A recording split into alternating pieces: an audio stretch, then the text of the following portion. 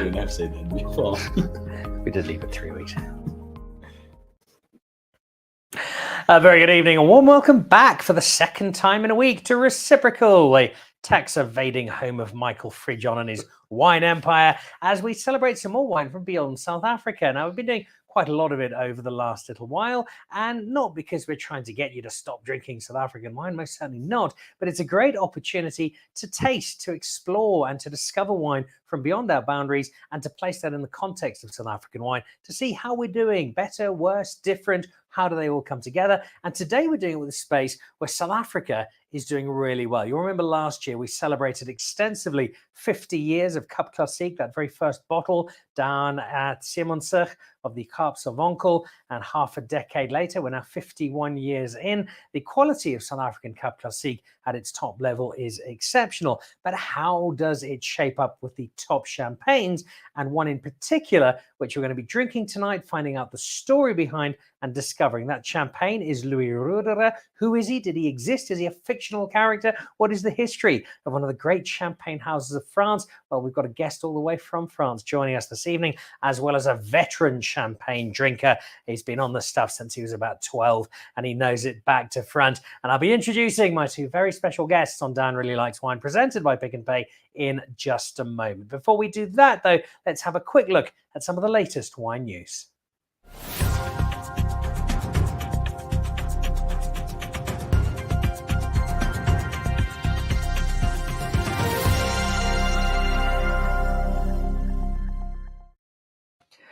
Now, a reminder of this, and you'd better get there quickly if you still want to, because we're down to the last few tickets. There are only 35 to start with. This is myself and Roland Peens, and we are hosting a Bordeaux charity dinner on the 15th of October. So 2.5 weeks from now, just over. And it is at Aubergine, where the great Harold Bresser-Schmidt will be serving up dinner. It is 35,000 Rand a ticket. Now, that is not inexpensive, even for an evening with me. However, I'm afraid I'm not the highlight. Neither is Roland. Instead, the highlight will be some rather nice wine. And to remind you, you've probably seen this on the show before, but to remind you, the wine that is going to be served that night, the proceeds from which all go to charity, it is the 2005 Angelus and Petrus. It is the 2000 Ozon and Pavie, some 96 Margaux, some Haut-Brion 89, as well as Lapin 89, some Cheval Blanc and Lafitte from 82, plus Latour from 82, some Decem 67, some Mouton Rothschild 61, and a bit of La Mission Haut-Brion 1959, just to wrap things up. I think I can say fairly comfortably that that is the single greatest collection of Bordeaux served at a single dinner in South Africa. All that money going to a wonderful Winelands charity. Spiel, 35,000 Rand gets you in. There are only 30, I think it's actually only 30 spots there. Most of them are taken. The last couple are available. If you'd like to come on down, you can see the details on there. Roland Peens is waiting to hear from you, and we're looking forward to seeing you 15 October at Aubergine in Cape Town. Then a quick look at the Absa Cape Epic. Why are we talking about mountain biking on a wine show? Well, because as usual, the world's greatest mountain bike race, which I'll be hosting again next year, runs through wine territory. And the route was announced in Cape Town last night. I was down hosting the launch, and what a route it is if you're a wine drinker. Forget being a cyclist. Madness riding 700 kilometers over 7 days on a mountain bike. Instead, do what I do, Dan's epic wine route. The race starts in Hermanus, which means a couple of days through the Hemelanada Valley, heading up to places like Creation, Beauchot, Finlayson, Hamilton, Russell, Newton, Johnson, Ataraxia. It's just a great selection of wine spaces up there. Restless River, Storm, if you can sneak into them. The race then makes its way down into Elgin, down to Oak Valley, themselves doing some lovely wine, but you've also got Paul Cluver just up the road. In fact, the race goes through the Paul Cluver estate. If you're after some Chardonnay, some Pinot Noir, some of their really good Riesling. Also the chance to go and find people like Paul Wallace, drop in on Richard Kershaw, go and see the Mad Belgians on the other side of town up at Almenkirk and at Spiernkop. So again, great selection. From there, the race down into the Somerset West area and Lawrenceford, again, itself a wine estate, Vergelegen right next door, and a whole stretch on either side. You've got Idiom not too far from there as well. It's terrific views. And the race then ends up at Val de Vie, also making its own wine, and that in a valley that has Franschhoek just down the road. So if you are planning to ride the Absa Cape Epic, good luck. If you're planning to do some wine routing while pretending to support it, then I shall see you there, and that is in March next year. And then a quick addition to the range of South African Malbec. That's a fairly small range that we have, and it's one I tend to judge a little critically, having spent time in Mendoza and spent time with some quite brilliant winemakers for whom the art of making Malbec is a great passion. They're full of Latin flair and excitement and devotion. And some of the finest wine I've tasted anywhere has been Malbec in Argentina, and specifically around Mendoza.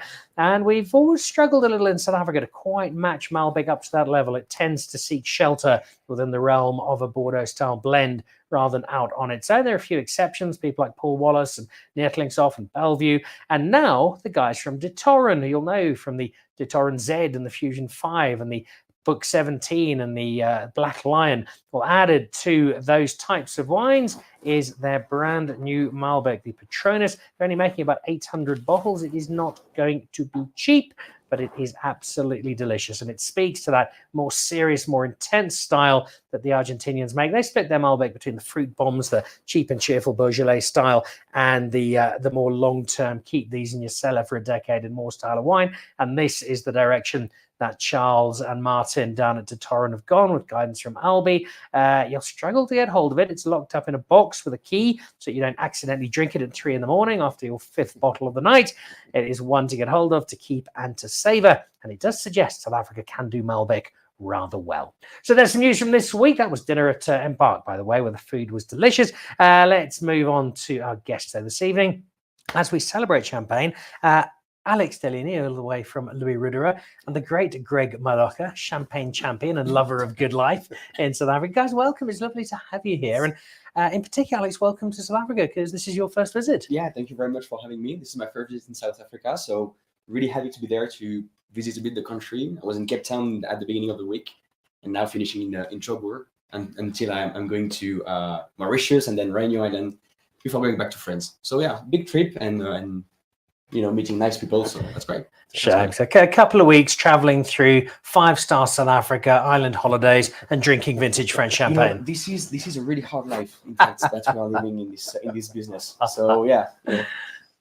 Well, welcome. It's lovely to have you. And in fact, I was chatting to Greg at CrossFit this morning, where we were discussing the fact that it's lovely that that Louis Roederer has decided to come to South Africa to learn from us, to see how we make Cup Classique and lift the level of French champagne. Like we were saying, we try to improve ourselves, you know, to take some of your techniques, and which is good. Like it's a great honor to have you on the show and to have Louis Roederer with us, because it's a house with so much history and so much prestige, and for very good reason. And I want to find out more about that. And I want to find out who Louis Roederer actually was. But the first thing I need to do is to test your credentials and see if you really are this champagne master, because we've got a bottle there, and I've had to fight Mr. Moloka off because he's been trying to open it for the last hour. Okay. But I said, no, we've got a Louis Roederer French champagne expert, and there are often conversations about opening the champagne. Should we hold it straight and turn the bottle, vice versa, upside down while doing a handstand? I'd like to see live on camera, going out to an audience around the world, how do we open a bottle of French champagne? First of all, you need to stand up to open a bottle of champagne. No, it's really something almost religious, you know, so you need to stand up for that. So you always remove the aluminum cap, of course, which is really important. Otherwise, it's a bit difficult to open the cork. But it depends also if you are in kind of which kind of environment you are in. If you are in a nightclub, let's say, you can pop the bottle and make the party. If you are in a nice environment, like gentleman like you know, you try to just open.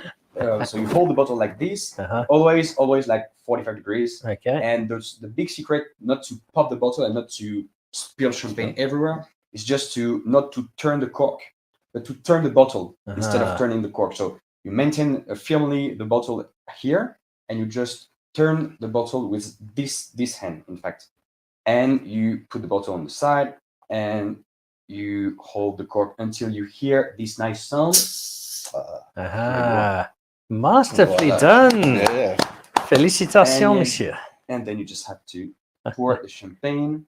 Out of interest, what is the theory behind the science of turning the bottle and not the cork? Because if you, it's easier to maintain the bottle than maintaining the cork, because you don't really know how to maintain the cork. There's a lot of pressure. In a bottle of champagne, you have 6 bar of pressure, so it's harder to maintain the cork here than just maintaining the bottle by the bottom here and just turning the bottle itself. So that's an easier way to open the bottle. All right. Well, look, as you pour away, you prove your credentials comfortably.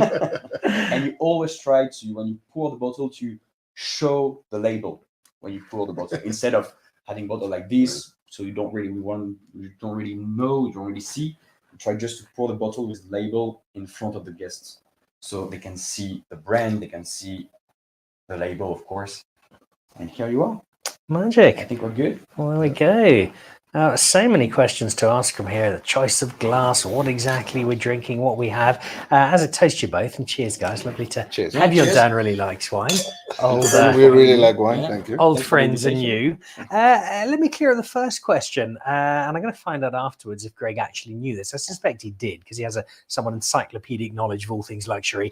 But Louis Roederer, who was Louis Roederer? So he was an actual person. So you have to know that the house was created in 1776 by Louis Roederer, but before that, they were a company called Dubois Père et Fils. And in fact, this company was a négociant company. So Mr. Dubois were used to buy grapes from small growers and vinified his own champagne. But the grapes were not coming from his own vineyards. Was buying from small producers. And when Mr. Dubois died, he didn't have any family, no son, no daughter, so he couldn't give the company to his family. So he gave the company to one of his employees, Nicolas Schreider. And Nicolas Schreider, being alone, running the company, he needed some help. And he called his nephew, Louis Roederer, who was in Alsace. So Louis Roederer came from Alsace to Reims to help his uncle running the company, Dubois Père et Fils. And when Nicolas Schreider died, Louis Roederer inherited from the company. And this is when Louis Roederer Champagne was born, in fact. Yeah. And the idea behind that, so Louis Roederer was in fact really young when he joined his uncle. He was about 21, but he had this vision of the champagne by not buying grapes anymore, but owning the land. Because in his mind, owning the land meant that he could be able to follow the quality process, to follow all the steps of the champagne from the terroir, from the land, from the soils, until the bottom. And back in the days, it was really unusual to do that, because a lot of people were buying grapes instead of owning the surface, instead of owning the land. And by 1850, he already owned more than 100 hectares of vineyard, which was huge in Champagne. And now we own approximately 240 hectares, 242 hectares to be precise. And this supplies 70% of our needs, which is huge, because a lot of Champagne houses, they own 10, 20% of the land, and they buy the rest with the grapes from small growers. So it's really important for us to own the lands, to know the quality process and know all the steps of the champagne. So that's the history behind Louis Roederer, who was an actual person coming from Alsace to Reims, and he made what it is today. So it's often a question we ask Greg about wine. I remember meeting Ken Forrester for the first time, discovering Ken Forrester actually existed. It wasn't just a brand name, which is what I thought it was. Did you know much about the Louis Roederer story? No, actually. And I mean, after hearing Alex, I'm going to look at my uncle's really funny.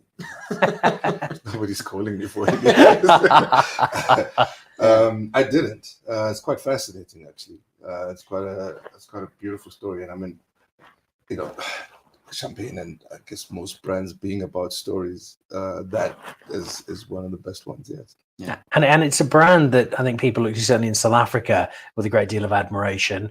When did Louis Roederer first come across your horizon? So what's interesting is that actually I got introduced to it by the Michaels, who always lead me astray. Every time I try stray line. And I got actually introduced to the Brut. What I didn't make the connection to, funny enough, and you laugh at this because you think I have this knowledge and I don't, was the fact that the ever famous Cristal because that was actually my first introduction to it. Was I made the connection 2 minutes later, as opposed to kind of like immediate, so to speak. But I mean, in terms of I guess social circles, even just with high levels of enjoyment and clubs and that kind of vibe, you had the Cristal kind of being the first introduction, but the Michaels brought me into this level, and I must say I actually enjoy this much more. It's much more classic for me, much more enjoyable. I mean, I love the entire range. I think it's a fantastic champagne, and I think the story just makes it even better. Well, let's talk a little bit about the champagne that we do have in glass, and that we're not drinking this for enjoyment. We're drinking this for study and for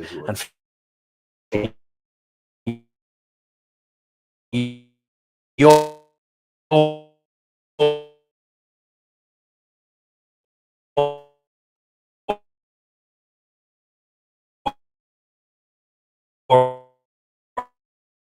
for your offering is from Louis Roederer. So this is collection 2, which was our non-vintage.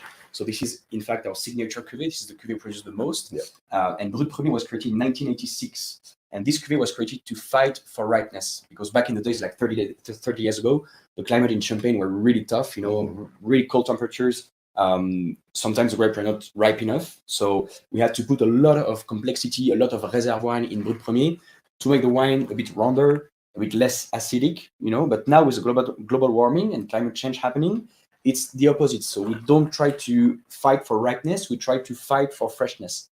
And that's the idea behind collection. Our cellar master, Jean-Baptiste Lecaillon, decided to change the wine, and he created what we call a perpetual reserve.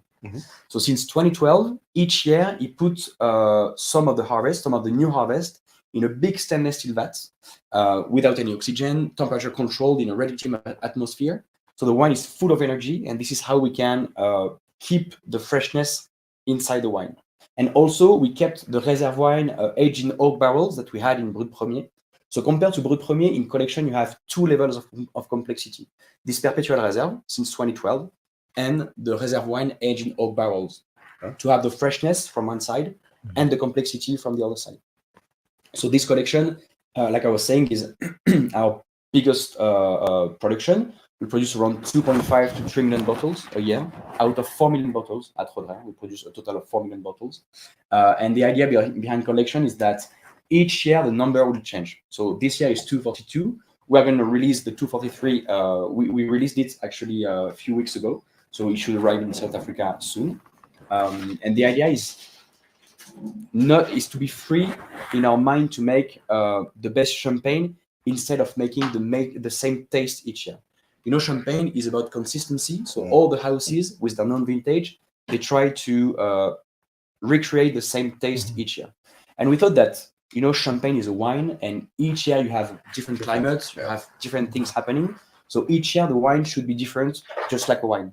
It's a clever way of doing it. You don't have a vintage, but giving you a number. I know that's not wine that was produced in 1995, but it was released in 1995. And then I can go and find out what vintage it came from. And that's a cool story. And it also, I suppose, relieves you of one of those challenges, which is trying to photocopy your wine each and every year. Because there is no point anymore of recreating the same taste. It's trying to make the best champagne.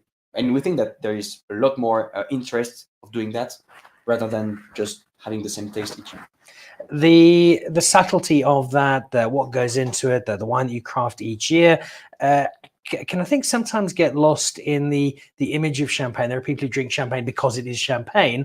And I think we were maybe, Greg, guilty of that for a while in South Africa, where it was champagne. We drank it because it was champagne without maybe always understanding what went into it, and understanding some of the more subtler aspects of it. Do you think that we're changing, that we're starting to understand champagne as wine to be had with food, for instance, champagne as whether a vintage or in this case, coming out as a particular collection, and being able to compare and contrast and understand it with a bit more depth? Look, I mean, the work that you do with this show, the work that Reciprocal does with all the wine shows that they host, have been, I think, a very important intervention just in knowledge and people kind of spreading their knowledge. So there are obviously different types of people that drink, different champagne for different reasons, right? And that's great. You want to have a broad, kind of audience of people who are already consuming the beverage. It makes it easy then to kind of educate people around, the different styles and types that are out there, the different stories. And I think a lot of people, again, through a lot of your work, are sort of moving beyond bubbles, because a lot of first-time champagne drinkers are really excited about the bubbles, right? And so if you can't distinguish, which bubbles are what, you're just drinking bubbles, But again, as people get more exposed, you get very interested in the type of wine that goes in there, the process that you guys apply to make the beverage, the stories behind it, and so you find that that culture of just drinking champagne for the sake of champagne is now shifting towards understanding what you are drinking, and we see a lot of that happening. I think it's a very cool time in Africa, really, for that. And it leads rather nicely into another important question around what we have here, and that is the consumption of champagne and how we are consuming it. Now, traditionally, you go to a cocktail party, you go to dinner, and it's that nice narrow flute. And I'm actually quite a big fan of those. I use them at home a lot because it means I can pour smaller amounts for my guests, and then I pour into a much larger glass. And that means I've worked. But I think generally, certainly my personal preference is for a slightly bigger, slightly more open glass. It just allows me to engage more with the wine. Is that an opinion you share? And where did the flute come from? Why was that the glass that people initially thought this is the way for champagne? I totally agree with you. The best glass to me is the wine glass, and the best one, even better, is the tulip glass. So it's always better when you have a wider middle like this, and when top is reducing, so you have all the flavors concentrated, and then you can all smell all the bouquet of the champagne. And the flute, in fact, is a glass really straight, and when you put your nose inside, you actually can't feel, you choke, can't smell, can't smell anything. So wine glass is definitely better. And even before the flute, we had the coupe, which were really, really wide. And the history behind that, it was molded on the breast of Madame de Pompadour, which is absolutely not true, of course. But this was. Don't shatter our illusions here, Alex. That was the history behind it. So before we had the coupe, which was absolutely a nightmare to smell any aromas and flavors. Then we had the flute, which was not good as well. But now I think that yes, people are starting to moving from the coupe from the flute to the wine glass, which is better. But even in France, when you go to restaurants and you ask for a glass of champagne, a lot of restaurants in France that are pouring champagne in flute. And personally, I always tell them, please, could you just change the glass and put it in one glass, because it's better. Champagne is more open and you can smell it better. So, and I'm sure that works well. Greg, you can probably identify here. I know from my experience of visiting France, telling the waiter and the maitre d' what to do normally goes down really, really well. In France, you don't tell people what to do. You are really arrogant, really snobbish people. So. Oh dear. Sommelier Greg, if you want to top us up while we talk about this. Sure. I don't do the French pour. I do the deep pour. Which we'll take very happily. Which will be like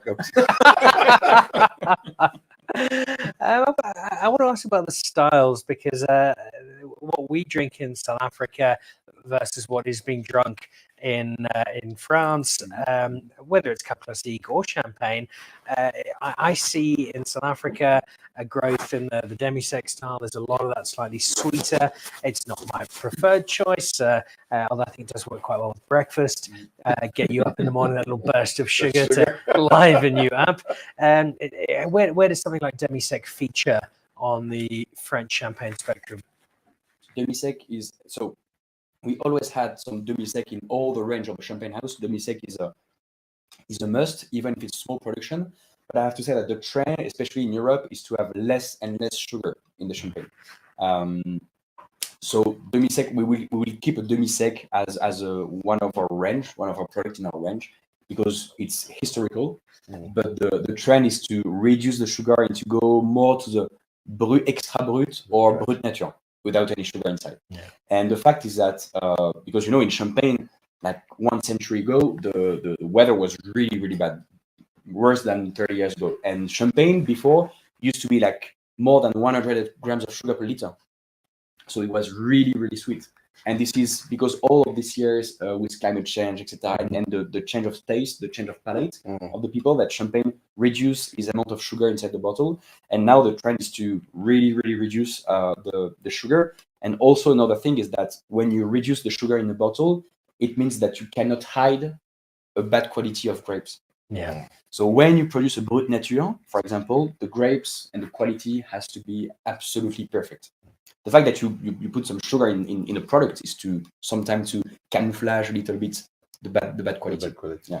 It's an interesting space here, and I look at not just Champagne but Cap Classique. We've got those drier versions, the Graham Beck with their Brut Zero. I think Black Elephant are doing that Absolute, which is zero dosage, and it is wonderfully bone dry. It's the Karoo in summer. There's not an ounce of sweetness or moisture to that wine, but I then go out to very occasionally a nightclub, or I might see a group of friends together at a bar, often a slightly younger crowd, and I'll see there's a bottle of Champagne or Classique, and it is demi-sec. And so we've got quite a fragmented South African audience, Greg. We do, and I think largely most people who are first-time wine drinkers, just as a broad category, would start with the sweet stuff. So it's usually generally quite an easy, sort of way to get in. And some people just like stay with, a demi-sec, but the more adventurous then start to kind of want to, discover, sort of lots of other flavors. And a lot of it also has to do with, you gotta think about what sort of products and brands what people were exposed to in the marketplace. So, there was a big cider culture, for instance, which, a lot of it is really lots of sugar. And so as, kind of people migrate to other styles of beverages, they keep the same taste profile as they move to, whether it's, wines or champagnes for that matter. So those demi-secs become quite an interesting entry point. And there's also, and this is a global thing, I don't think it's an African thing really, where there's these stereotypes, you say, stuff with lots of sugar is really for women. And, so it's almost like saying women don't drink whiskey and smoke cigars type of thing, So a lot of marketing gets skewed towards that, and it does skew what the market eventually consumes because of those stereotypes. But as I said earlier, with kind of the exposure that people have, and I think the freedom to kind of try different brands, you start to see a migration of the sweet stuff into other stuff. Some of that sweetness, I think, appears in food pairings and in food matches, because there is food that can offset a demi-sec, that can work out. In fact, I remember the first time you were pointed out to me, I thought you actually owned Marble, because I'd only ever seen you there 6 times a week. To then discover actually you were just somewhat of a fan there. But you eat out across Johannesburg on a regular basis. You've seen the food and wine culture grow and develop, especially in this city. Are we seeing, as South Africans, the integration of bubbles into more than just something to have before the meal, but actually something that can pair with food, that people are engaging in that way with? Absolutely. So it's not a big culture yet, just bubbles and food. But there's been a few spaces where wine has gone and really kind of interacted with a couple of chefs. It's generally the young ones, who are trying out different styles of meals with champagne. I think as the category grows, as it moves out of a celebratory sort of environment into an everyday environment, and I guess with the advent of social media and people having to experience where you can have what at what time, because again, that's the stereotype, and the marketing always puts brands in places where they feel get sold the most, right? As opposed to saying, well, yes, you can have champagne in the club or in a restaurant, but it's also great that you have it in your fridge, and you can have it at breakfast, and you can have it whatever. So I guess when all of these cultures, styles, ways of consuming the brand are experienced, then people generally go off and explore by themselves, and the industries follow. And that's what I like about the South African market, I guess, is that now you're starting to see people leading the trends, so they don't wait for a brand to make a decision for them. So you almost have to say, it's important to be part of the culture. So when the culture moves, you're moving with it, as opposed to waiting and trying to find out where things are going. But it's growing, and the food culture being what it is. I mean, I just came from the Delicious Music Festival setup today. And when you look at kind of the variety of food stalls that are going to be there, and the wines, and it's moved from almost like the beer and burger and fancy food kind of thing. It's like, was the champagne now? There's actually a champagne garden that's been set up now. So it's growing. It's big. How about the space of champagne within France itself? When would people be drinking, consuming, engaging with champagne? So much of South Africa is, despite the changes Greg has spoken of, a lot of it is still, well, it's to celebrate, or it's before a meal. Is that similar, or is it different in France? So you have two visions. You have the Champagne region, where we drink champagne all the time for every occasion. So from breakfast to dinner, with cheeses and with everything. And that's really true. We drink champagne with absolutely everything. That's an unfair advantage. Yeah. And you have the rest of France, which is completely different. But no. Joke aside, Sounds France. like Cape Town in South Africa. Joke aside, the consumption of champagne is mostly during aperitif. People are still wondering if they can drink champagne with food as well. Of course, a lot of people do, but some people are still drinking champagne only during the appetizer, or sometimes, which is bad personally, but they drink champagne with dessert. And brut with it. I think that demi-sec sometimes can go along with a dessert, but sometimes drinking a brut with dessert. Oh, you're gonna kill the wine. You'll murder it. It's not so good. So even in France, we have a lot of education to make, because a lot of people don't really know how to drink a champagne. They don't really know that champagne can age as well for a very long time. Champagne for a lot of people in France and Europe, it's a bottle that you just pop and you drink really fast, really fresh. But the champagne was a good quality champagne. Of course, you can keep it for 10, 15, 20, 30 years. Absolutely no problem. What's the oldest bottle of Louis Roederer that you've had? I had a Cristal 83, which was absolutely great. And already had the Cristal Rosé 88, which was, to me, the best wine ever. It was just emotion. Yeah, really. So yes, and the wine was still really fresh, still bubbly. Of course, if it's stored in a good condition, definitely. But the wine was absolutely amazing. So yeah. There'll be people watching and thinking, right, I must get my hands on some Louis Roederer, but I might be a bit worried because I'm sure I've read somewhere that actually you can't get any champagne anywhere.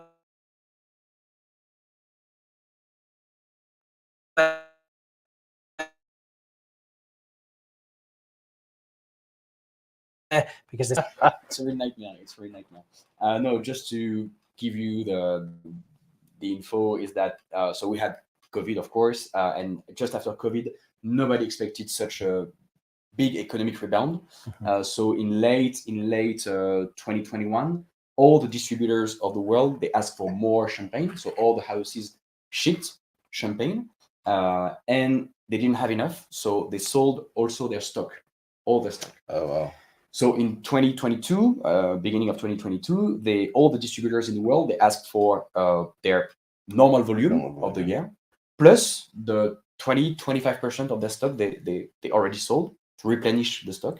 But in fact, we didn't increase our production by 20-25%. It was exactly the same production as before. So this is where the shortage of champagne came from, is that there were a lot of sales. Nobody expected that. So everybody sold champagne after COVID to make cash flow, and then to try to make better business after COVID, and that's how we got a big shortage of champagne everywhere. And not only us, not only Roederer with our small 4 million bottles, but even the big houses were in trouble. So I think in the next 2 to 3 years, it's going to get better, because we are going to increase a little bit the allocation to every distributor, but it's going to take time. And you never know what's going to happen. Mhm. The political climate today is really uncertain. So what's going to happen in a few years? It's a big question. So It's very sad for people who are looking to drink their usual champagne and more when it becomes a little tougher to get hold of. But it does perhaps offer an opportunity, Greg. And although we're very clear that it's not a champagne versus Cup Classique, just that it isn't Burgundy versus Hermelonade or Stellenbosch versus Bordeaux, it's a chance to drink both and enjoy both. But it is an opportunity to show South Africans who perhaps don't know, but other parts of the world, that we've got something that doesn't perhaps have the history of champagne, but it is a style of wine that we've managed to interpret pretty well. Yeah, I mean, one of the challenges with, again, just socialization and how things have been, particularly here, was that everything international was always better, and everything local was, you weren't really sure about whether it's fashion, or, making wine, or any of it. Right? And I think that's because the world has done a very good job in branding itself in certain things. Champagne certainly did a great job in, owning the term. Yeah, right. Yeah, exactly. But I think, Dan, to your point, one of South Africa's advantages is the fact that there's a variety of grapes that makers are using to find different styles and different expressions. As opposed to kind of a very tight selection. Even though the quality is exceptionally great coming out of France. The variety opportunity, I think, from a South African perspective, is something that we can hang our hats on, and and comparatively, I generally don't compare one brand to another and one style of thing to another. My way of doing it is asking, if I get the opportunity of talking to the winemaker or somebody who represents the wine, what was the objective? What were you trying to achieve with what you've created? And if I can taste that, then I think you've done a great job, because you were able to reach your intention. There's one particular wine that I listened to Michael Friedman wax lyric on, and we had a tasting, and I liked it, and I bought 12 bottles, and I went home. A week later, I tasted this thing. I don't know, why did I buy this? And then I came back and I asked questions, and and later I actually discovered that it worked really well with a meal that I cooked, all actually purely by accident, right? And so that's the fun thing for me about the wine space, is that if you treat it as fun as you were talking about the Cape Epic and how it's going to run through all of those different farms.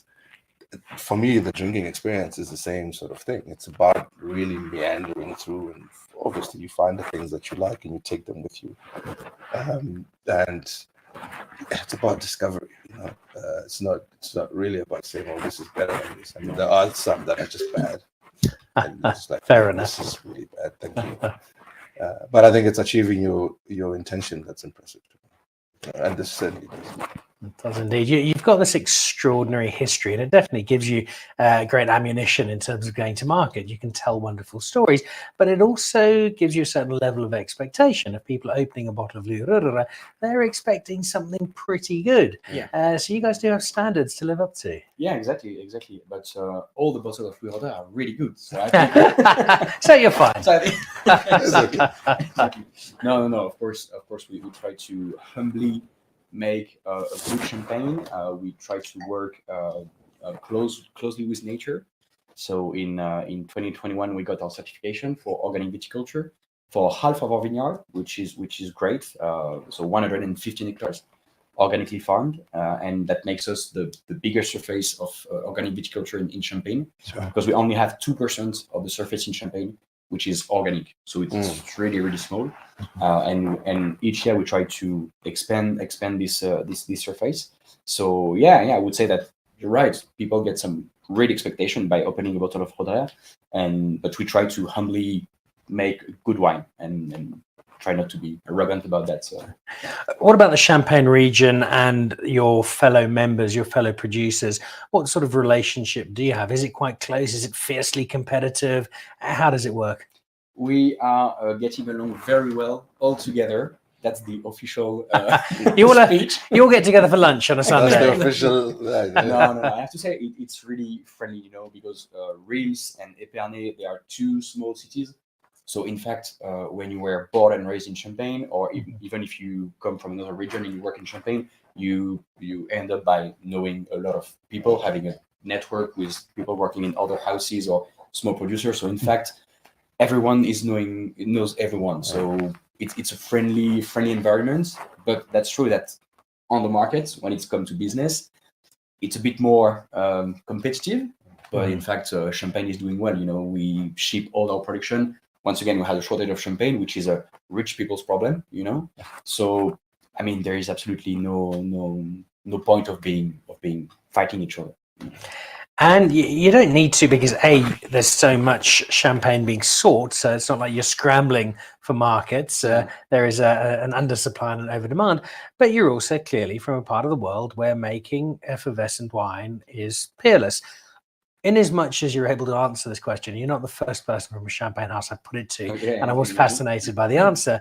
What is it for you that allows Champagne to consistently create, through your house, through other houses, this wine that is not just globally iconic, but which does consistently, at its very top end, set the benchmark for bubbles?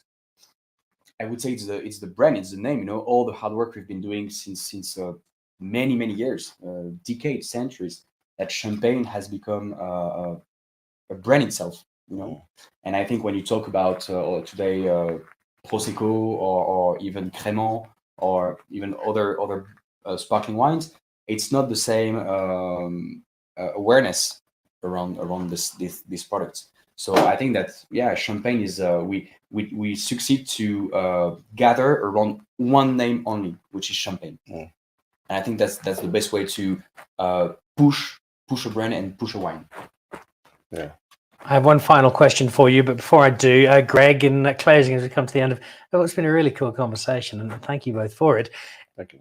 And I have to remind you that this is a family-oriented show, Mr. Moloka.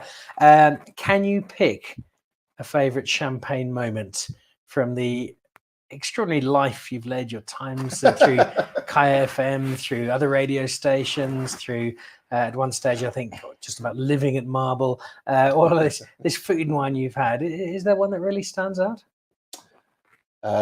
Sure.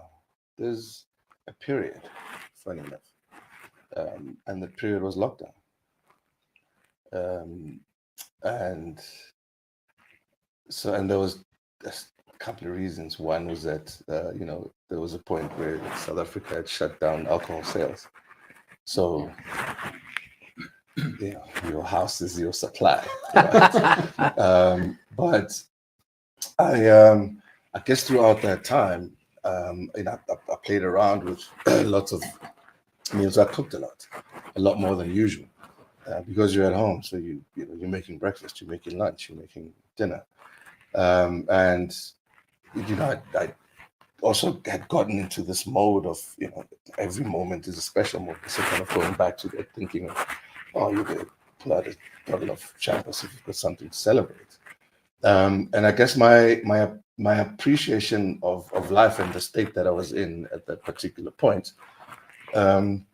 which in many respects was quite a difficult time of for a lot of people, but just also for me personally, was rather the moment where I was enjoying some of the most amazing champagne, and cooking some of the most amazing meals. Well, according to my family, and they live there with me, so they have to say I cook. So yeah, I mean, it was really kind of the COVID period for me. Was that moment? Was that time? It wasn't the answer I was expecting, but it's a great answer, and it's one I think many of us can identify with. Before I have a last question to our wine superstar from France, I see Christophe Chevalerie is watching, make some of her own terrific bubbles, and commending you on being certified with the organic side of it, and also nodding in the direction of Greg's comments on variety. And Michael Crossley, who you might know is the resident pianist here at Reciprocal, who's welcoming you and very happy to see you here in Johannesburg. So, Michael, good to see you watching the show. Joseph Dafana, part of Blind Ambition, one of the 4 sommeliers, is watching as well, asking where he can get hold of a bottle of that de Torin. Good luck, Joseph. That's all I'm going to say. Good luck. Last question for you, Alexis. It's your first visit to South Africa. I suspect it's not going to be your last. It's got under your skin already. When we have you back in 10 years' time and we're sitting around here with some more champagne and we're talking about what's happened in the 10 years, where do you see Louis Roederer going? Where do you see champagne going over the next decade? That's a great question. Louis Roederer, for sure, will still be a family business. We'll still try to make the best champagne that we can. We'll try to expand our vineyards, of course, because this is the idea to grow the surface, to grow our production. And champagne itself, with the global warming happening and climate change, I think that in 10 years we'll still be able to produce some fresh champagne because we'll find some solution. But I'm really worried about what's going to happen in the next 50 or 70 years. So I don't have any crystal ball. But I'm sure that we will have some big issues, and not only in Champagne, but in all the wine producing region. Yeah. No crystal ball, perhaps, but you do have some organic vineyards, so you are leading the charge of hopefully pushing us in the right direction. And we'll regather, certainly not just in a decade, hopefully many times before then, for some more educational bubbles. But thank you both, Greg. It's always lovely spending time with you. I'm going to text my mom, even though she's not in this world, to say, I made it. I made it into dance trouble. Mama, thanks, and hope you get to see the hood before you go. Take you on a spin next week. Okay. No problem. Alex, thank you so much. It's been lovely getting a bit of a history of Monsieur Louis Roederer, and we now know that, and tasting some terrific wine. And remember, when you're sitting down there with your board and you're talking about allocations, it's South Africa, and then the rest of the world. I like that. All right, well, that wraps us up for this evening. Dan Really Likes Wine, presented by Pick n Pay, coming to you live from Reciprocal, the home of Michael Fridjon and his wine empire. And that wraps us up for this week from South Africa, because next week both shows will be coming to you live from the Alfred Dunhill Links Championships in Scotland. I'll be over hosting some golf, but also drinking some wine, so look out for amongst others next week. We'll be chatting to the guys from Ruston Freda, from Antoine Rupert. I think Waterford will probably be over there, Velbert, Big Skulkburger, a whole range of top South African wine. So we'll be celebrating those from Scotland in slightly chillier weather next week. For now, Greg and myself have got a 25-year vertical of Louis Roederer to get through, which we're very much looking forward to. Alex, thank you so much. Travel home safely. Enjoy the beaches in Mauritius and Réunion. Mr. Moloka, we'll see you again soon. And we'll catch up with all of you next week, Monday, live from Scotland. Until then, have a great weekend and keep supporting great wine. Goodbye. To join the Pick n Pay Wine Club, simply SMS your smart shopper number to 36775. It's absolutely free, and you'll get for yourself 3 times the smart shopper points on every bottle of wine bought. You'll also get a 20% discount on 10 different wines each month, a 25% discount on a case of wine, and a Magnum, some terrific competitions and invitations to awesome events.